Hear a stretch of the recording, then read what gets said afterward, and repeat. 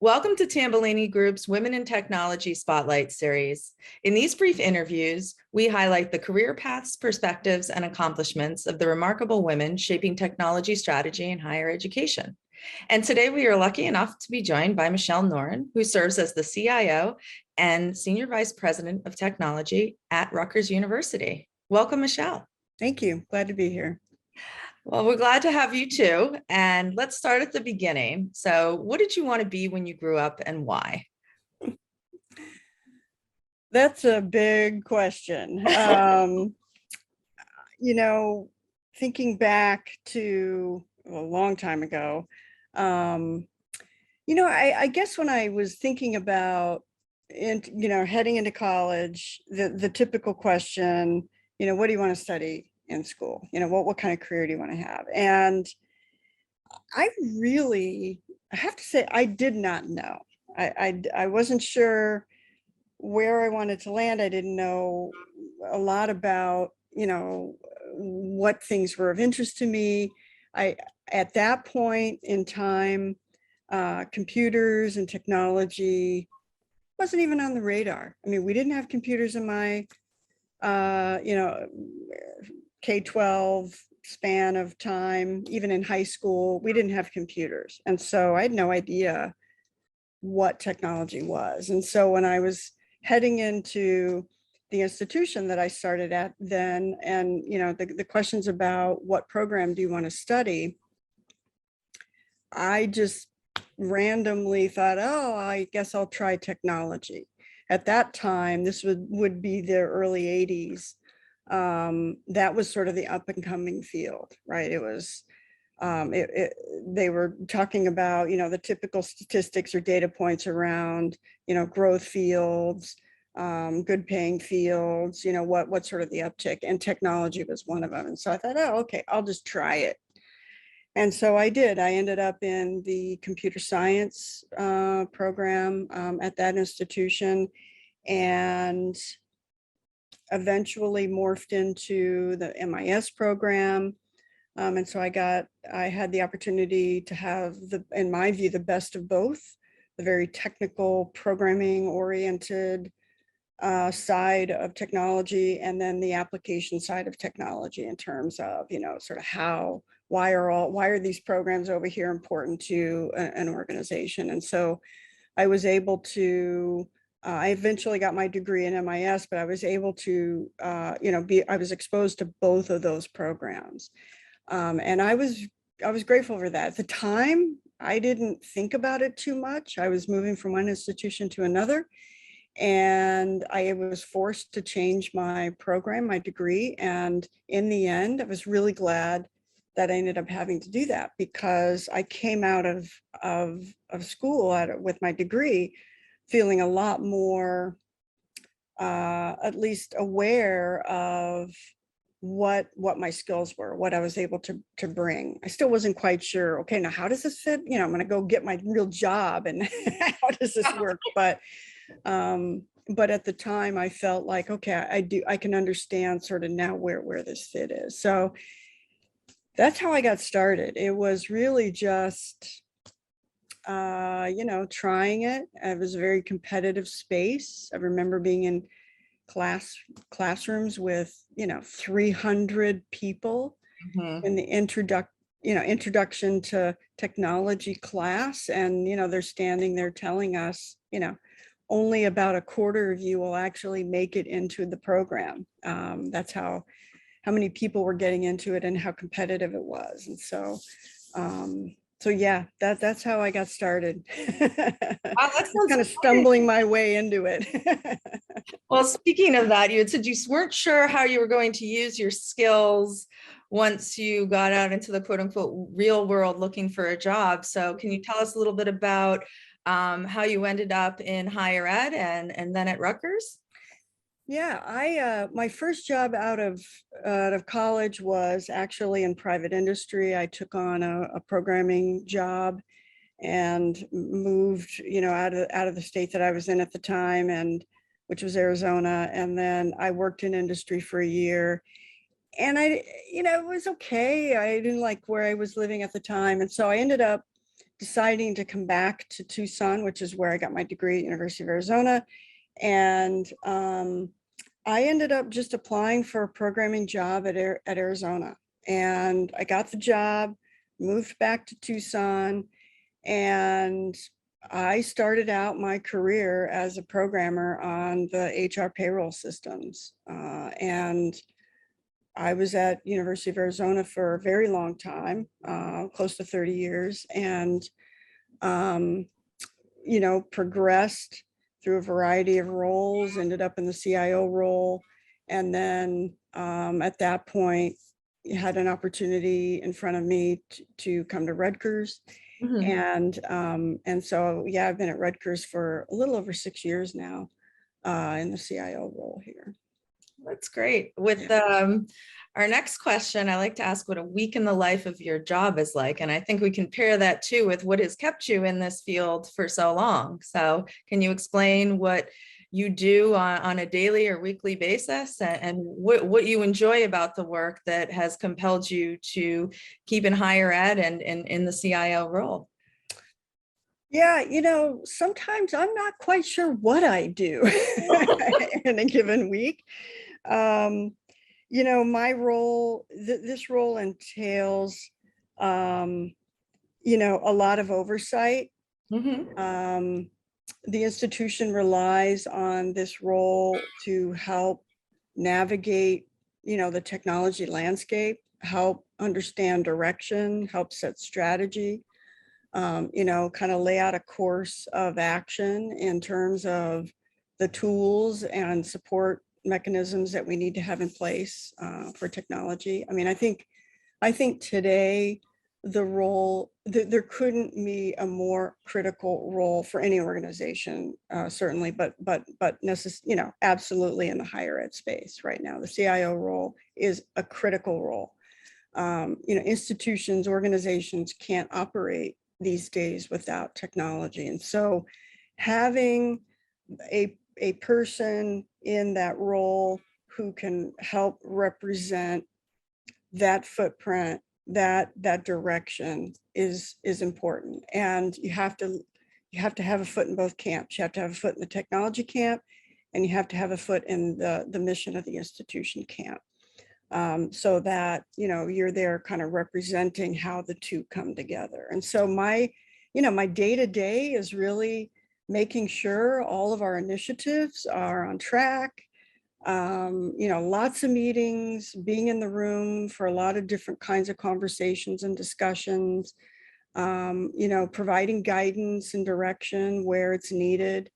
I don't require all things come through me. I'd like to have an organization, and I have a leadership team right now that does this, that, everyone has a role to play, and decisions and, activities can occur at that level, at the level that they need to be. And so, but sometimes, if they're not sure, or we want to make sure everything is in sync and still heading in the right direction and we're aligned, sometimes things do bubble up my way. And so it's one big area of responsibility is sometimes just simply being in the room, provide support, chime in where I need to, and so I do a lot of that. I have to help find the resources and the funding. So that's a big part of what I do, is to make sure that the teams have the resources that they need to do what they need to do. And so, sometimes I'm involved in a number of those activities as well. And so, it's no joke that every day is a string of meetings and different topics. And so, I've had to learn to be agile and to think on my feet, and not always, go into a meeting feeling like I have to be prepared, because a lot of times I'm not. You got to be able to kind of think in the moment and respond in the moment. And so, most days are like that. When I have free time, I have chunks of time that I'm not in meetings, then I'm, either catching up, or maybe I can even carve out some time to think about, okay, step back, where are we? are there gaps? Is there something new about what's happening that that we need to start to pay attention to? And so it's that strategy think time where every now and then, maybe I'll have the opportunity to live in that space for a while. Let's do that zooming out. Yeah, it is to do the zooming out, to just kind of let go, think, be able to mull some things over, and then, figure out, okay, what about this? Is there something in here or not? Doesn't always mean we have something new we have to do, but that having the opportunity for that is as important as well. So I think, I love being in this role. Mhm. I do get the best of both. I'm in a technology field. That's what we do. We're IT professionals. And yet I'm also in the higher ed industry, which is gratifying in itself. We're here to help students and learners, skill themselves up, learn something, and be prepared for what comes next in their lives. And so, yeah, we get the best of both, being in these roles like this in higher ed and IT. And so, yeah, I didn't plan it this way, but I couldn't be more appreciative of having, the opportunity to serve in this way. So. It's such a great segue into my next question. So you have sometimes, you say, might have a little bit of that time to zoom out. Mhm. And I'm wondering, in any of those situations, when you look back at what you love to do there and what you love about being in higher ed, can you tell us about a specific project or accomplishment that has happened under your leadership that you're particularly proud of? Well, there are, I feel like I've been able to have a very positive impact that way. And so I think maybe the most salient one, the freshest one. Well, there's a couple actually, but You don't have to narrow it down to one. I think, if I just think back a few years, without going way back, I think, who could have predicted a pandemic? And I know this is, I mean, this is probably, we're going to way overuse this, but I have to say it is one of the proudest moments when going into remote mode the way that we did, Mhm. and realizing that how well positioned we were technologically for that kind of a shift. I was just, it was a little bit shocking, and the proudest moment ever, because we have been working on that very intentionally, very readily across the entire institution, all of the IT community and professionals.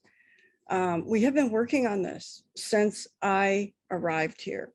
Things were happening before I got here for sure, but when I came here, there were a lot of things that we had to address. And we did, everyone has been very focused. We had to do a lot of modernization, a lot of expansion. We're still in that mode to some degree, because these, where we started, we knew it was going to take us some time. But all of the things that we had been addressing up to that point were critical in a remote mode the way we were. And we only had to fill maybe one or two little gaps. There weren't a lot of gaps, which I, even to this day, think, okay, if this is not more, evidence of all the things we said we were going to do and that we did them and now we were able to leverage them, I don't know what is. So that is a very salient moment in that those were the right moves to make. And it was, everyone had a role to play in getting us there. It wasn't just all me. It was definitely our teams. And so I just think, that was very, very salient. I've had other examples where we've had to sort of rethink, regroup on, IT services, who we are as a division, both here and my prior institution, where, you know, that you go in, you realize, we gotta operate a little bit differently here. And, you know, you start that shift, that culture shift, that mindset shift toward a different set of operating principles. And, you know, watching that progression over time and, you know, looking for the moment where the feedback is really more about, you know, how well things are going, how people want to work with us as an organization. Those are the moments where I think, okay, yeah, these are the right moves to make. So, you know, I've had a number of those examples too, where you just had to do some regrouping and, you know, that regrouping piece on who we are as a division and, you know, our service portfolio, our support portfolio, our partnership portfolio is just as critical, if not more so, than the tools themselves. And so, yeah, those we've, you know, had moments where, you know, some things don't always work, but lots of moments where it has. I hear that so much with the pandemic. I mean, there were two things, one of two things that happened at a lot of institutions, right? This was this major wake up call, or it was this major sense of vindication and satisfaction for all these things that you all had been saying. We need these things, they're important. There was that sudden visibility into, oh yes, that's what you should be doing. Yeah. It sounds like you're awfully prescient, but our next question talks about the future, where if you were able to have this magical genie come down and answer one question for you about the future of technology in higher education, what would you want to know? Oh boy.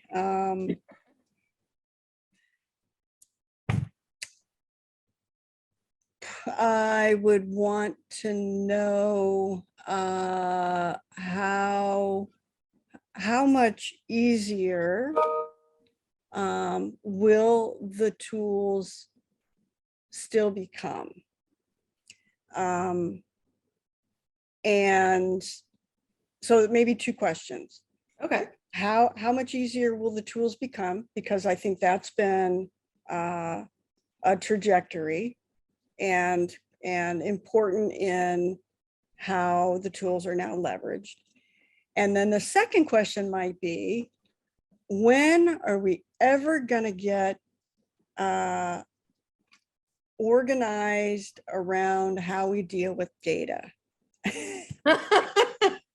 And I